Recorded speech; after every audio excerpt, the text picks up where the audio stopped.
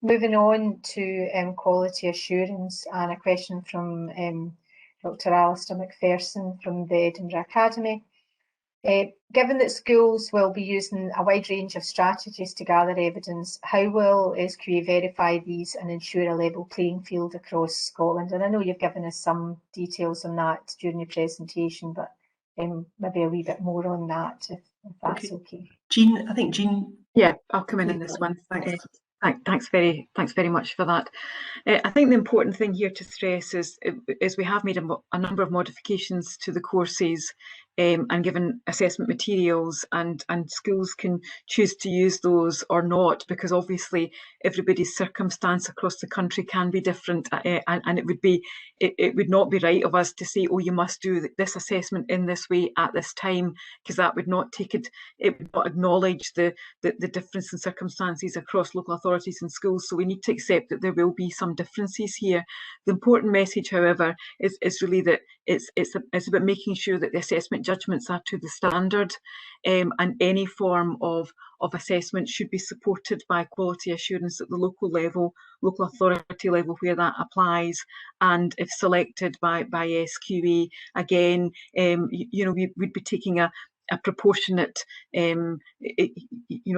accepting that the evidence can be partial or incomplete as part of that process. So it's about making sure that things are still to the standard, but actually we have to accept that there will be a need for some flexibility and different assessments being used in different ways within schools and colleges. Okay, thank you for that. Moving on with the quality assurance questions, and we have a question from the floor. Hooray, not me, reading out loud again. So we hear from Jane Ashley from Springburn Academy. Jane, hi. Hi, hoping you can hear me okay. Yes.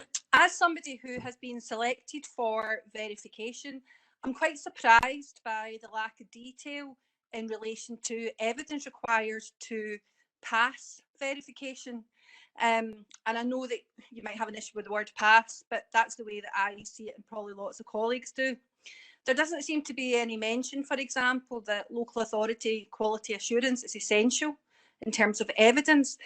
So it's quite a simple question, really. Is this required, yes or no?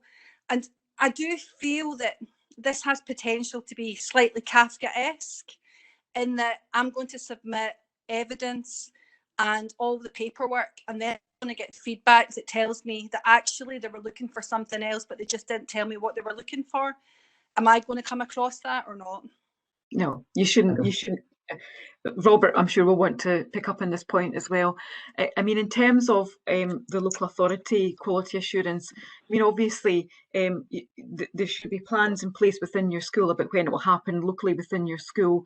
Mm-hmm. Certainly anything coming into SQA, you would think that you'd quality assured it within your centre, but the plan of when the local authority does that may be at a different time. Mm-hmm. Yeah. But at each stage of this, it should be supportive to you. This is about the centre's judgments and making sure that they are to standard. And as you know, there's been a lot of work done on making sure we were clear about standards and modifications to courses and evidence requirements. So, if the query is more around that, then I would get in touch with our colleagues, as I've suggested. But so you shouldn't be left doubting what it is that you're putting forward. And, okay. And anything coming into SQA, our feedback will be supportive. It's not a question of, you're on hold, we're not going to accept you. We're not doing that. It's about giving you your pointers and direction in the sorts of things that you should be thinking about, and then taking some action on the back of that. So hopefully that reassures you, Jane. So you're not expecting it to have seen it go through centre, local authority, and then into us. Not the local authority doesn't cover all centres, all colleges, all training providers. So, but yes, we would expect it to have happened locally before it comes in nationally. Yeah. Okay. Right. Thank you. I mean, I think just to come in there, I think just to also reinforce that, again, no pass-fail scenarios, and it is about, is your approach broadly sensible, and are your judgments broadly on standard, and given appropriate constructive feedback on that, and then leaving it with the centres to to share with their networks, for example, and things like that, you know, so that, because obviously the sample is relatively small. So Yeah. The focus is around, it's been supportive. It's not about candidates. It's not about determining candidate grades. It's giving centres a degree of reassurance that they're on the right track, you know, and that it can validate their decision making. And if there are any issues, to try and exemplify and give examples, you know, rather than bland statements, you know, to give examples of you know, where maybe this has been marked a wee bit harshly or a wee bit more leniently, and give some specific examples. So that's the mantra we're giving the calls teams who are looking at this process. So that's the kind of ethos around this. Okay, thank you. Thanks very much, and thanks, Jane, for that. Moving on, same areas, and from Susan Shanks at Elgin High School. Susan would like clarification as to how many pieces of evidence they need to should be sampled, and if we are using SQA provided tests, do we need any other material to support our estimates? There seems to be confusion over this point. I'll start off from quality assurance and what I said earlier. The evidence can be partial or incomplete. It can be one or two pieces. You know, the centre is selecting the sample of candidates coming forward into SQA. We don't at this stage, given that you've got until the 25th of June, expect you to have the full portfolio of evidence or basket that you would be using in arriving at your assessment judgment. So it could be partial, incomplete, it can be one or two pieces of evidence. Now, clearly, there might be cases where you're using the same approach to assessment for your candidates, but there might be some candidates that you'll be, you know, giving as an example of this, another candidate an example of that. So it's really a matter for centres here. Robert, I don't know if you maybe want to come in this point as well. Yeah, I mean, my advice is obviously give us what you've got at that point of time. You know, the assessments that the assessment evidence that you're happy with at that point in time. If the assessment process is not finished yet, not complete, then don't worry about that. You know, there's a little statement that you can give that can actually say that it's partial, and you know, these are the assessments that we're planning to do. So it's essentially that's the key thing for us. I mean, if you have, the other thing I suppose is if you've got evidence that's maybe not the final candidate evidence, that could still be useful. Your subject like music, for example, you might want to give performance evidence, but you know, there might still be some further performances to happen or some pieces to be played by those candidates, and that's not a problem. It gives us something to be able to give you feedback on your judgments, and that's the key thing here. Okay, thank you for that. Our next question in this area comes from Callum Mitchell at Largs Academy. And maybe start with Andrea on this one, and if SQA colleagues have anything to add to it. Are there any circumstances in which a class teacher's grade for a student could be modified by another member of staff before submission? For this one, Susan, I probably echo some of the things that I've already said and some of the things that SQA colleagues have said.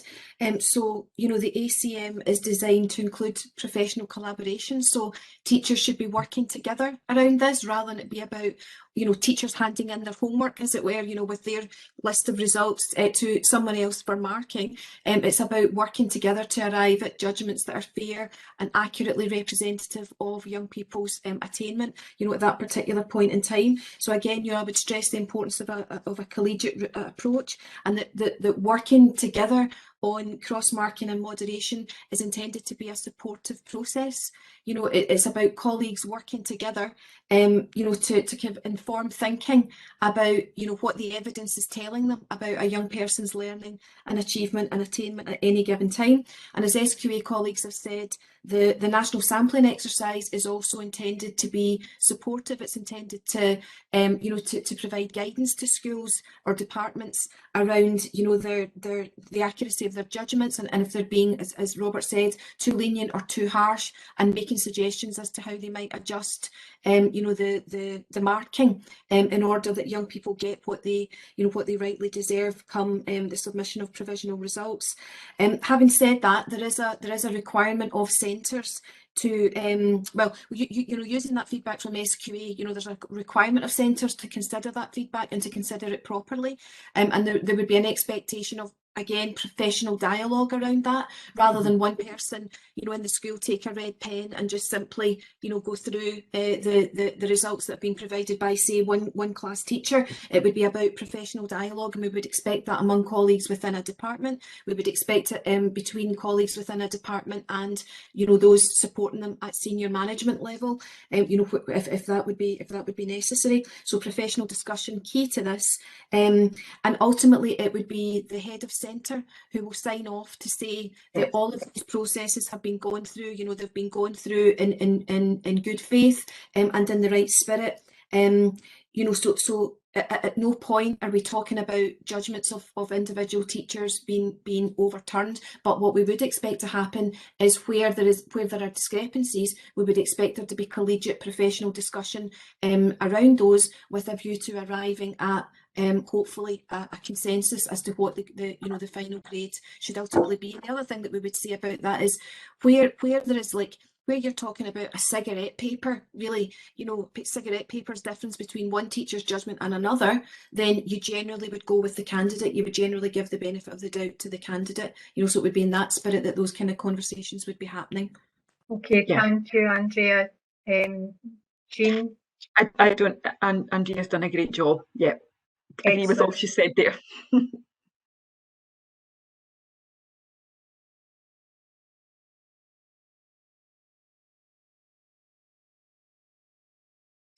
One time for the one question that Alan didn't know he was asking is now asking here, just before we finish up. This is a question for SQA. Yes, thanks, Susan.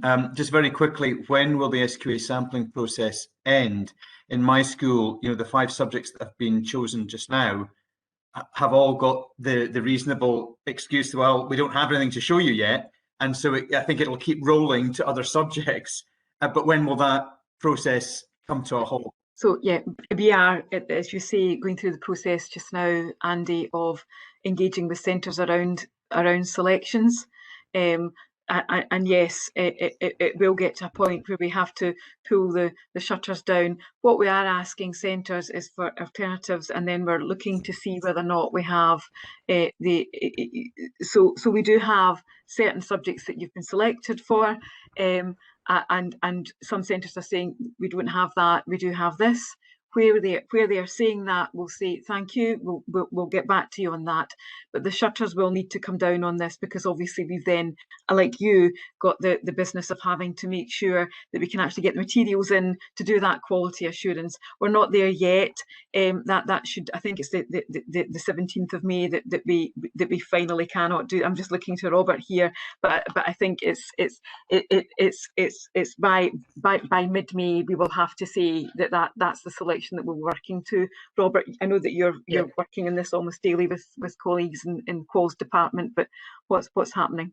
Yeah, I mean, I think so. I think the queries, the deadline for raising queries I think today is the kind of official deadline for raising your queries, and I think the idea is to resolve them within the next few days. So I think it's even earlier than that. Actually, they're trying to resolve things and bring as you say, bring the shutters down so that we can, you know, appropriately allocate.